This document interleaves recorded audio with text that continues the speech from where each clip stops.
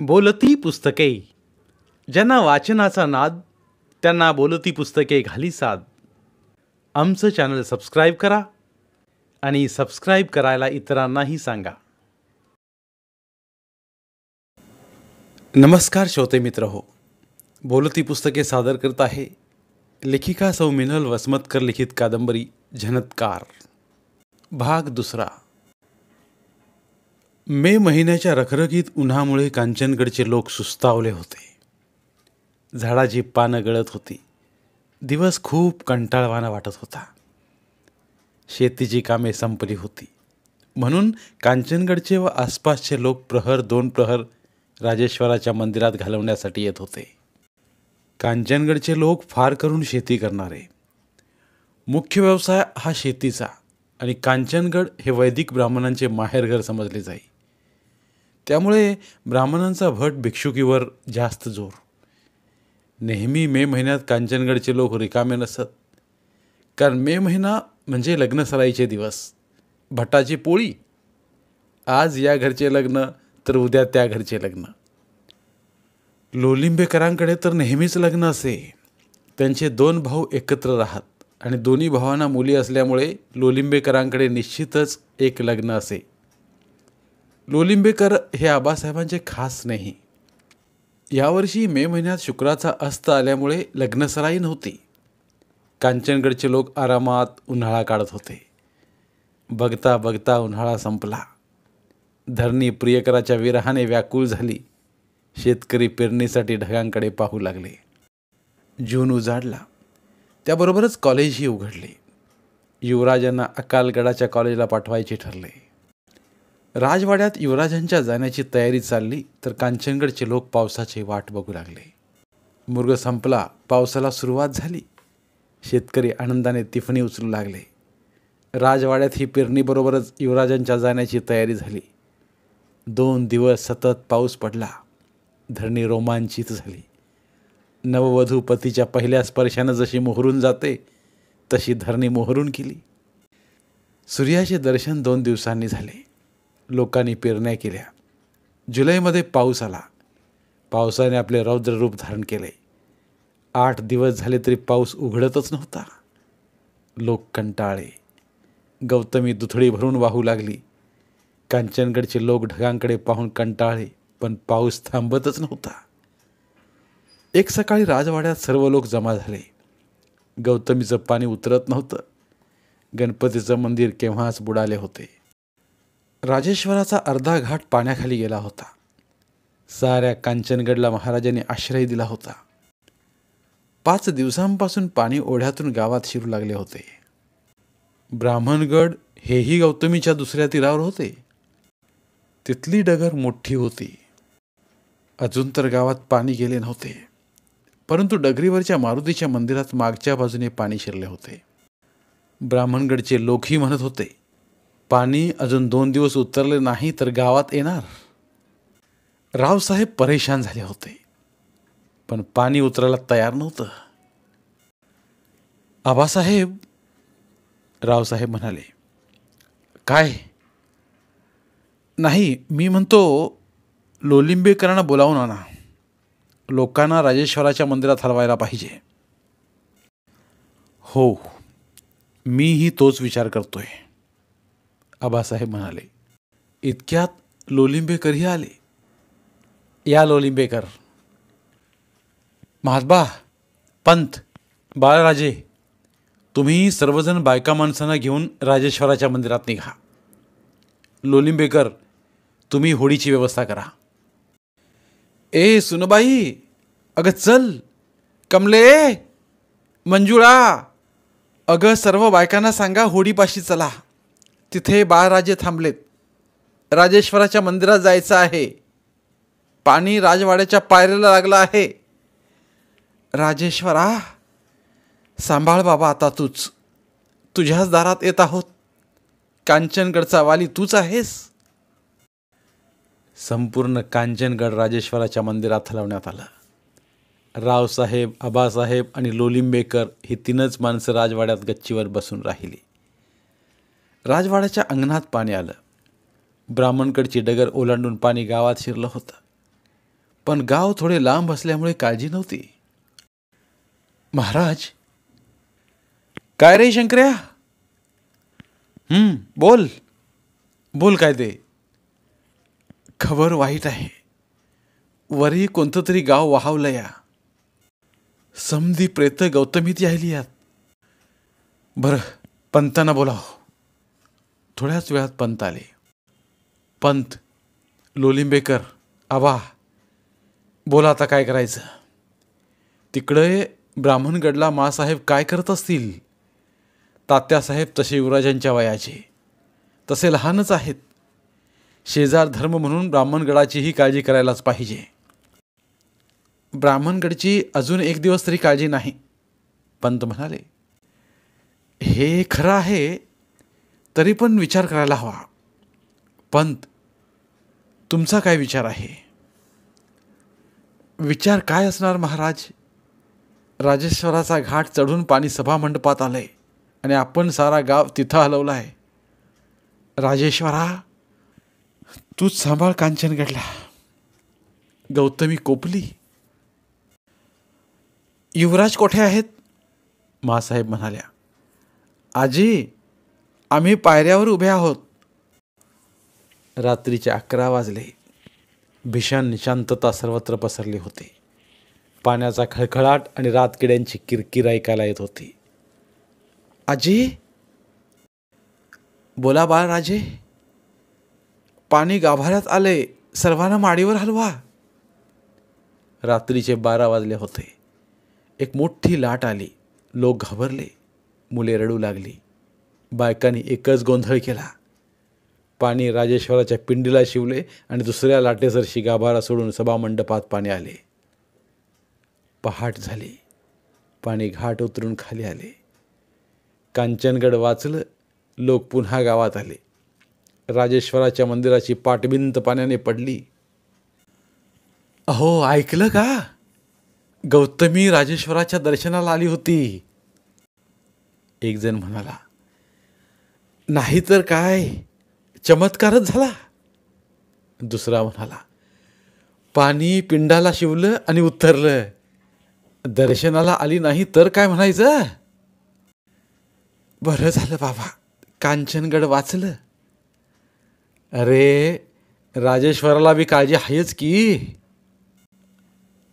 पाणी उतरलं. लोक पुन्हा आपापल्या कामाला लागले. बाळराजाची सर्व तयारी झाली.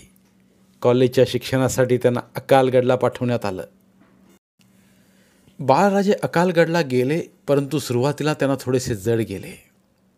त्याला कारणही तसेच होते. बाळराजे कधी राजवाडा सोडून राहिलेच नव्हते.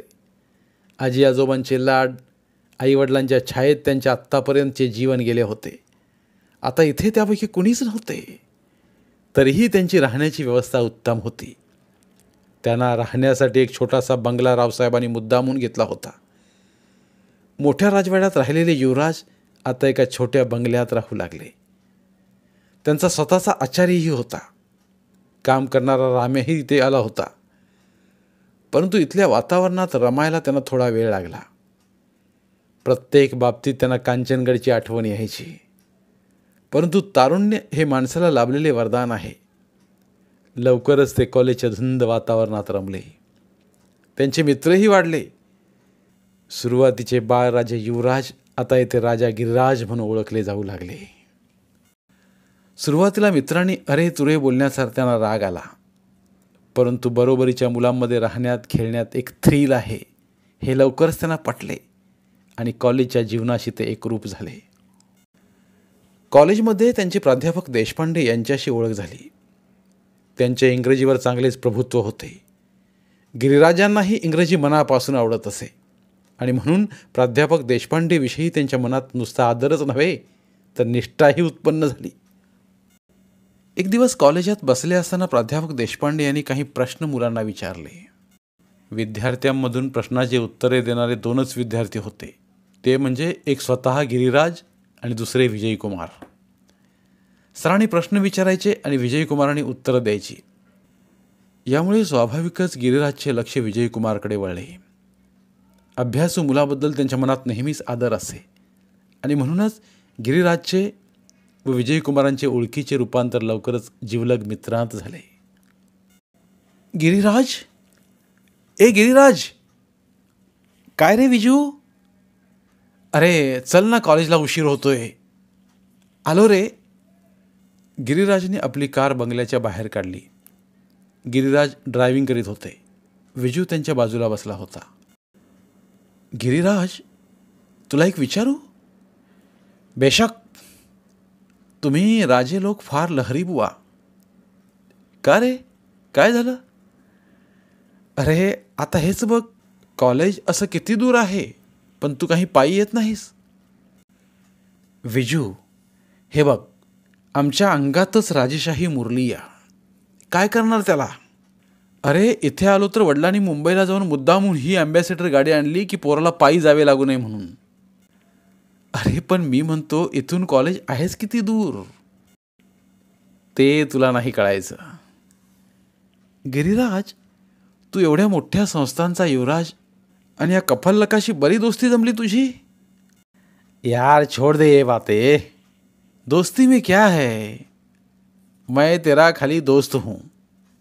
बोलता बोलता कॉलेज आलं. दोघंही कॉलेजात गेले. कॉलेजचं धुंद जीवन म्हणजे चैतन्याचं प्रतीक. या वयात काही चूक झालीच तरी तारुण्याखाली झाकून जाते. याचा अनुभव गिरीराजना येऊ लागला. या जीवनातही एक निखळ आनंद आहे आणि कॉलेजमधील जीवन हे एक सुकुमार हळव्या मनाचं स्वप्न आहे. या वातावरणात गिरीराज रंगून गेले. परंतु या सुखाचा आस्वाद घेत असतानाच त्यांना एका माईला मुकावे लागले. एक दिवस ते कॉलेजातून घरी आले तर राम्या तार घेऊन बसलेला. Start immediately, Abasaheb. काय गिरीराज? विजूने विचारले. गिरीराजने तार विजूच्या हातात दिली. काय ठरवलंस? विजू म्हणाला. जातो आत्ताच. मी येऊ का? आलास तर चांगलंच होईल. थोड्याच वेळात त्यांची गाडी कांचनगडच्या रस्त्याने धावू लागली. गिरीराजच्या मनात नाही नाही ते विचार येत होते. शंका कुशंकांनी मन भरून गेले होते. आजी, आजोबा, आई, बाबा, कुणाला काय झाले असेल नेमके? पण कांचनगडला गेल्याशिवाय काही मार्ग नव्हता.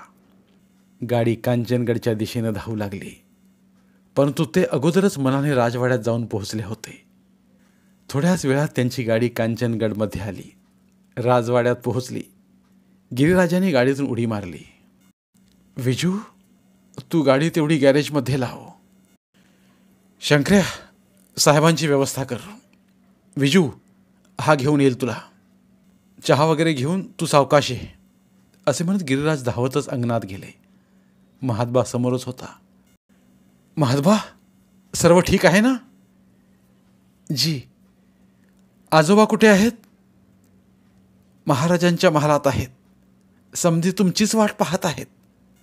गिरीराज धावतच आजोबांच्या महालात गेले. तिथे वैद्य, आबासाहेब, आजी सर्वच जण आजोबांच्या बिछाण्यापाशी बसले होते. आई बाजूला उभी होती. सर्वांचे चेहरे चिंताजनक दिसत होते. आलात बाळराजे? बरं झालं. महाराज तुमचीच वाट पाहत होते. राजवैद्य म्हणाले. कोण आलं रे? आला का आमचा बाळराजा? महाराजांच्या तोंडून बारीक घोगरा आवाज आला. होय आजोबा, मी आलो. ये पोरा, ये असा माझ्याजवळ ये. असं म्हणत त्याने गिरीराजचा हात आपल्या हातात घेतला. त्यांना खोकल्याची एक जोराची उसळ आली. वैद्य धावले, माणसे धावली, पण काहीच उपयोग झाला नाही. आबासाहेब, त्यांना गंगाजल द्या. दानधर्म सुरू करा. बाळराजे, बाळराजे असं म्हणत महाराजांनी प्राण सोडला. कांचनगडचा राजवाडा सुतकात बुडाला. बाळराजासाठीच महाराजांचे प्राण अडकले होते. 2 दिवसांचा ताप आला आणि प्राण सोडला महाराजांनी. लोक राजवाड्यावर जमा झाले. अंत्यविधीहून परत आल्यावर गिरीराज राजवाड्याच्या आपल्या महालात मुसमुसून रडत होते. त्यांना आजीला भेटायला जाण्याची हिंमतच होत नव्हती. गिरीराज, शांत हो, शांत हो गिरीराज. नाही नाही विजू, आजोबांचं प्रेम, आजीचं प्रेम हे मला सांगता येणार नाही. हो, ते सर्व खरं आहे, तरी पण शांत व्हायलाच पाहिजेस. बाळराजे, राणीसाहेबांचा बोलावा आहे. बरं, येतो म्हणून सांग. थोड्याच वेळात गिरिराज आईच्या महालाकडे गेले. बाळराजे, आल्यापासून भेटला नाहीत आम्हाला? तसं नाही, पण समजलं. आजोबांच्या दुःखातून बाहेर आला नाहीत, पण त्या दुःखातून बाहेर या. जा, आजी वाट पाहत आहे. तुम्ही त्यांना भेटा आणि तो तुमचा मित्र त्यांना जेवायला ओसरीवर पाठवायला महात्बाला सांगा. बरं. आजी एका खोलीत बसली होती. त्यांना भेटायला गिरिराज गेले. त्यांना वाटले, पूर्वीची आजी कुठे गेली? स्त्रीच्या जीवनात पतीला एवढे स्थान आहे. पूर्वी आजी कशी होती? बाळराजे बाळराजे म्हणून जवळ घेणारी, आपला लाड करणारी. पण आता कुठं हरवली ती आजी? ये बाळ, ये, असं म्हणून त्यांनी गिरिराजला पोटाला धरले. कसे गेले रे तुझे आजोबा आपल्याला सोडून? त्यांना आक्रोश सहन होत नव्हता. त्या पतिव्रतेनं जेवण सुद्धा घेतलं नव्हतं 3 दिवसांपासून. सर्वजण विनवून थकले, पण कुणाचं काहीच चाललं नाही. शेवटी महाराजांच्या 10 दिवसातच त्या साध्वीनेही प्राण सोडले. कांचनगड अजून एका माणसाला हरवले. कांचनगडमध्ये एकच गोंधळ उडाला. खरी पतिव्रता हो, नवऱ्याच्या 10 दिवसात गेली पतीबरोबर. जो तो बोलू लागला. पाहुणे आले, ओळखीचे आले.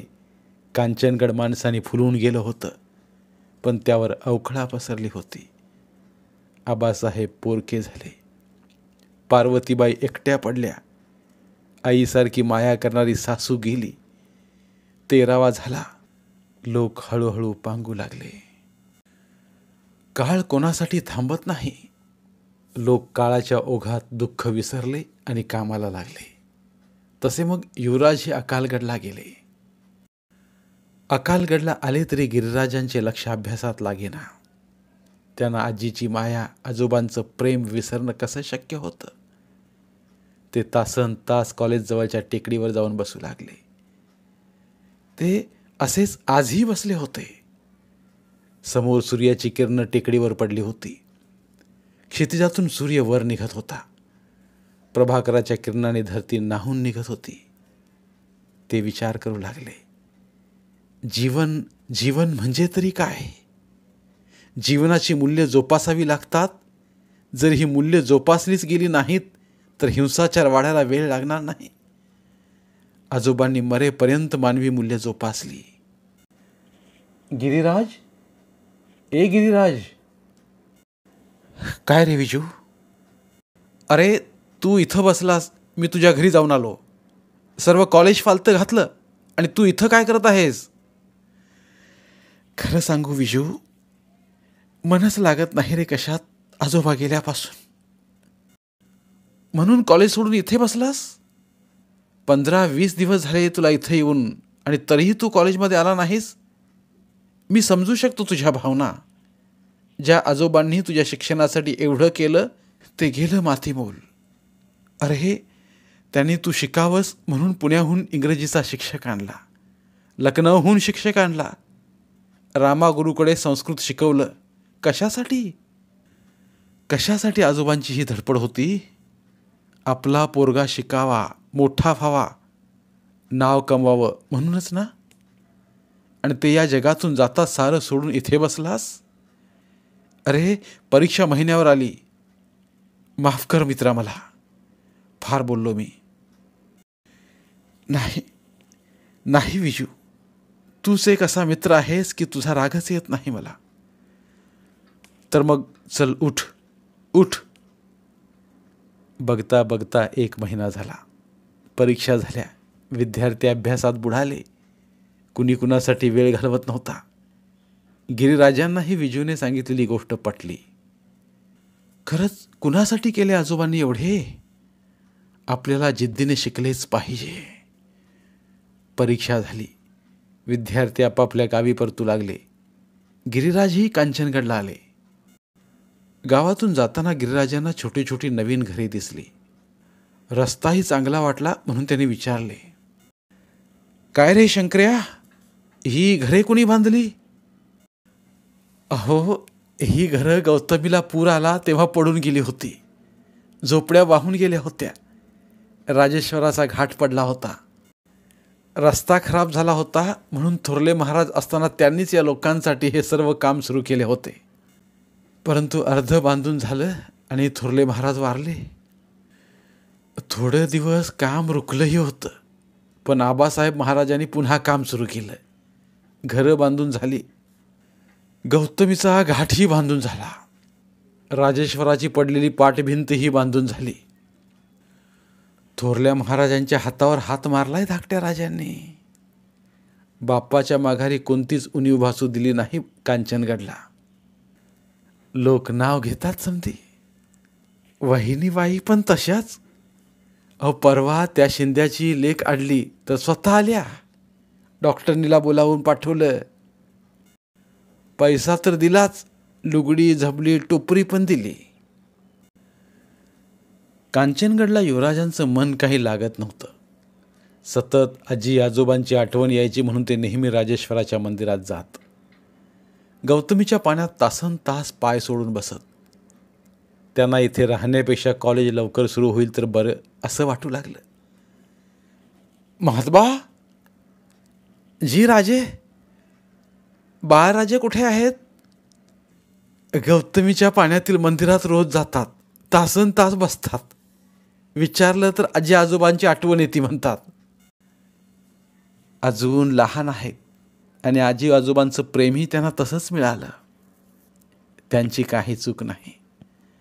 आम्हीच कमनशिबी. आजोबांचं प्रेम आम्हाला माहीतच नाही आणि अर्ध्यावरच देवाने पित्याचेही छत्र नेले. शोक करायलाही आम्हाला वेळ नाही मिळाला. जा महात्बा, बाळराजे आल्यावर त्यांना सांगा आम्ही बोलावलंय म्हणून. राजे ते बघा, बाळराजे आलेच. या बाळराजे. नमस्कार करून बाळराजे दिवाणखान्यात लोडाला टेकून बसले. बाळराजे, काय बाबा, कुठे गेला होतात? गणपतीच्या मंदिरात. रोज जाता? हो, मनच लागत नाही आजी आजोबा गेल्यापासून. खरंय पोरा तुझं. मन तर आमचंही लागत नाही, पण कर्तव्य सोडता येत नाही. बरं, ते जाऊ द्या. शिक्षण काय म्हणतंय? केव्हा आहे रिझल्ट? अजून 15 दिवसांनी.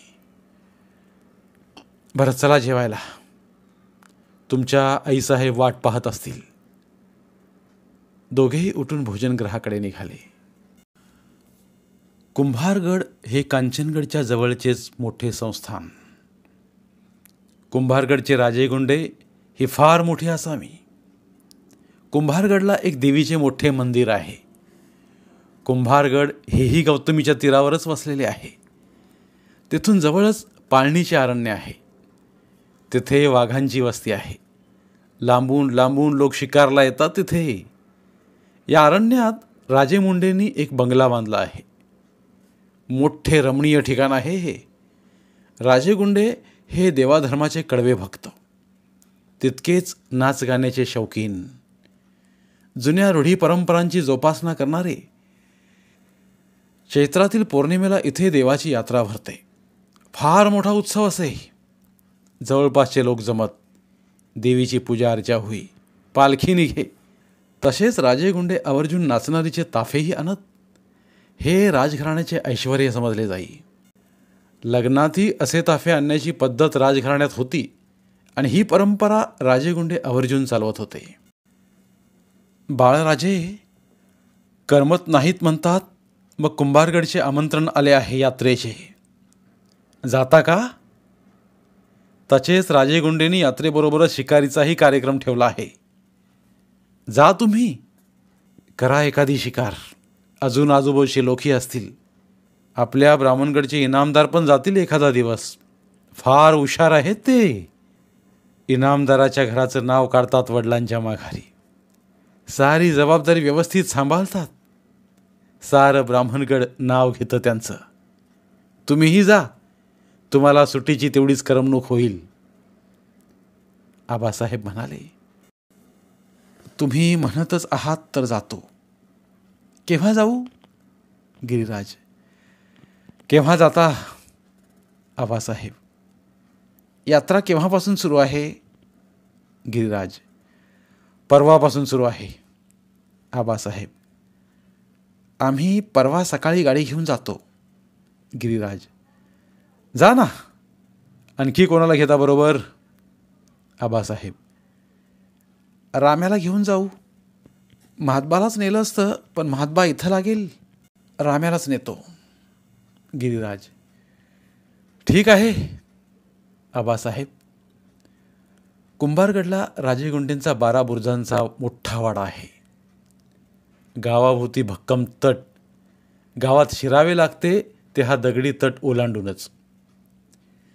गावामध्ये एका बाजूला तुळजाई देवीचे मंदिर आहे व दुसऱ्या टोकाला राजवाडा आहे. आज सकाळीच रस्ते झाडून काढले होते. कुंभारगडमध्ये मोठी धावपळ चालू होती. राजवाड्यात येणाऱ्या लोकांची व्यवस्था झाली की नाही म्हणून राजेगुंडे स्वतः फिरून पाहत होते. अरे नाम्या. गुंडे. जी मालक. लोक यायला लागलेत.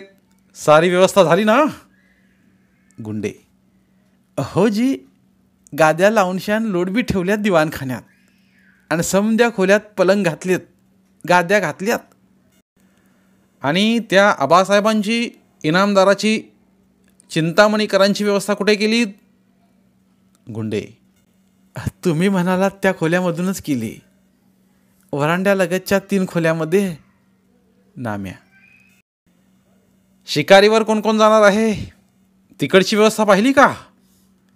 हो, ते बी झालं समज. राजेगुंडे स्वयंपाकघराकडे वळले. तिथे त्यांची पत्नी व आई आचार्याला सूचना देत होत्या. आई, काय म्हणता? मी म्हणत होतो सर्व तयारी झाली का? लोक येतील दुपारपर्यंत. 1000 पानांची तयारी ठेवा. तुम्ही इकडची काही काळजी करू नका. सारं तयार ठेवलंय. पण सोहळ्याचा स्वयंपाक कोण करणार आहे? त्याचीही तयारी झाली आहे. ती गणू जोशीची पत्नी येणार आहे. तिची बहीण आहे सोबतीला तिच्या. त्या करतील नैवेद्याचं. अन ब्राह्मणांचा स्वयंपाक? अभिषेकाची तयारी झाली का? हो. केव्हा निघायचं पूजेला? ते त्या गणूभाऊजालाच विचारा. ते पाहालेच ते. या गणूभाऊ, तुम्ही आमचे उपाध्ये ना? अहो, पूजेचं काहीतरी सांगत जा. केव्हा जायचं पूजेला? त्याचं काय झालं राजे, तिकडे गेलो तबला वाजवत बसलो. ते माहीत आहे आम्हाला गणूभाऊ. तुम्ही तबला हातात घेतला की आपण एक जोशी आहोत हे विसरतात. तसं नाही आईसाहेब. काही सांगू नका. हो, पहिली पूजा नियमानुसार राजेंच्या आणि सुनबाईंच्या हातूनच व्हायला पाहिजे. 9 वाजायला आलेत. केव्हा करणार पूजा तुम्ही? हे आत्ता आलोच अंगावर पाणी घेऊन. पूजेची ताटं तयार असतीलच ना? चला म्हणा वहिनीबाईंना आणि राजेंना. सुनबाई, अगं लवकर तयार हो. आलेत बघ गणूभाऊ. लवकर आटोप, नाहीतर पुन्हा जातील हे तबला वाजवायला. काही नेमच नाही त्यांचा. चांगली भट भिक्षुकी करायची सोडून लागलेत तबल्याच्या मागे.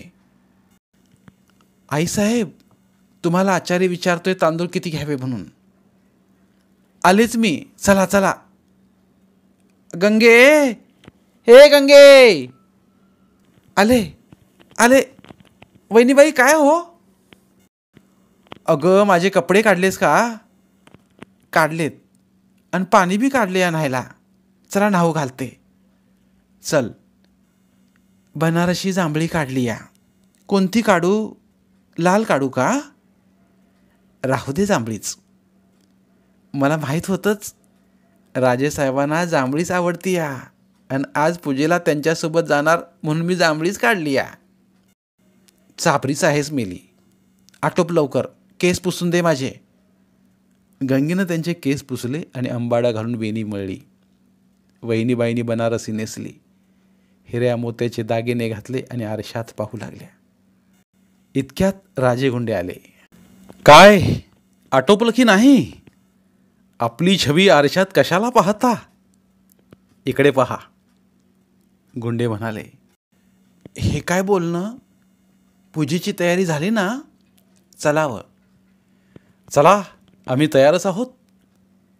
राजे आणि त्यामागून त्यांची पत्नी पूजेसाठी बाहेर आले. त्या दोघांनी घरच्या देवाला नमस्कार केला व ते दोघेही पूजेसाठी निघाले. मंदिरात आले. गणूभाऊ जोशींनी हिरण्यसूक्ताचा अभिषेक केला.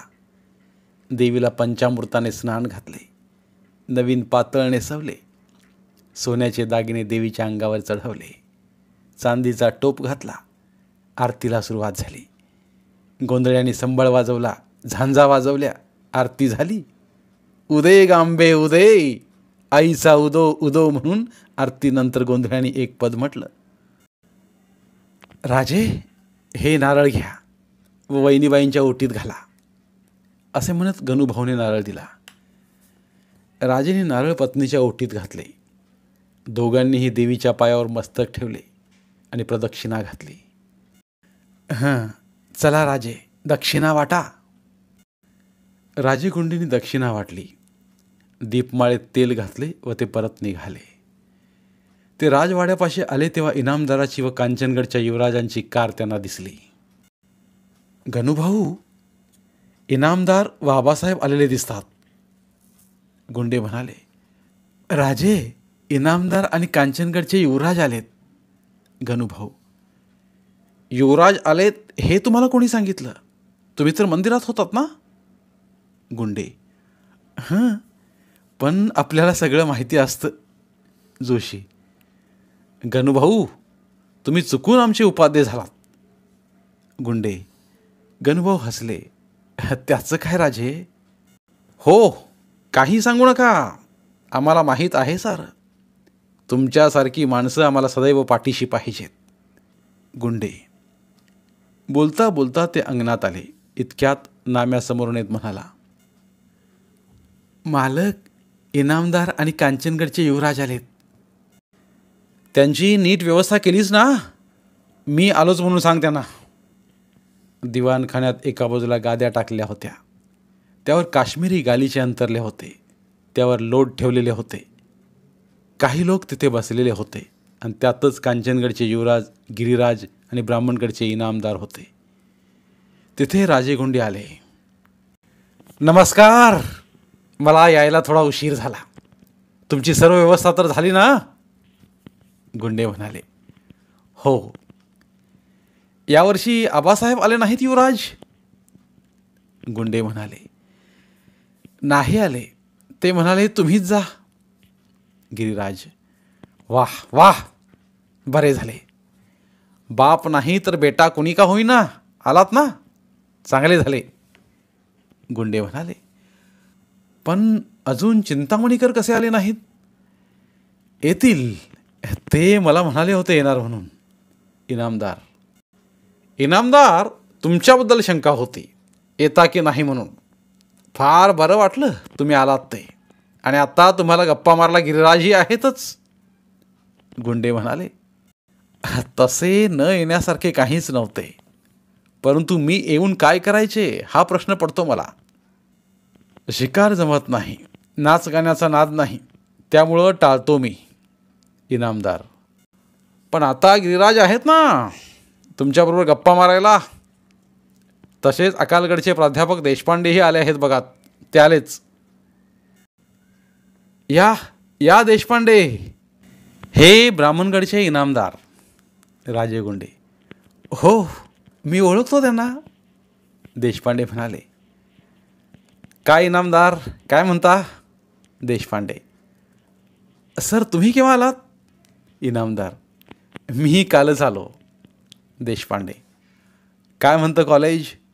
इनामदार. ठीक आहे. देशपांडे. इनामदार, तुम्ही या वर्षापासून कॉलेजला येणार नाही असं ऐकलं आहे मी. हो, बरोबर आहे सर ते. पण का? देशपांडे: घरच्या जबाबदाऱ्या आहेत सर. इनामदार: पण आम्ही म्हणतो तुमच्यासारख्या हुशार विद्यार्थ्याने घरी बसणे बरोबर नाही. देशपांडे म्हणाले: मी खुशीने का बसतो आहे सर? इनामदार: ते बघा चिंतामणीकर आले. गिरिराज म्हणाले: या या चिंतामणीकर. इतक्यात राजेगुंडे आत आले व त्यांनी जेवणाची तयारी झाली आहे, चला असे म्हटले. धन्यवाद. उर्वरित कादंबरी पुढील भागात. मराठीतील प्रतिभावंत लेखकांचं साहित्य, कथा, कादंबऱ्या ऐकण्यासाठी आमचं बोलती पुस्तके हे चॅनल सबस्क्राईब करा आणि मराठी साहित्याचा प्रसार करण्यासाठी प्रत्येक मराठी माणसाला सबस्क्राईब करण्यासाठी आवाहन करा आणि बोलती पुस्तके या साहित्य चळवळीत सहभागी व्हा. आपले पुन्हा एकदा धन्यवाद.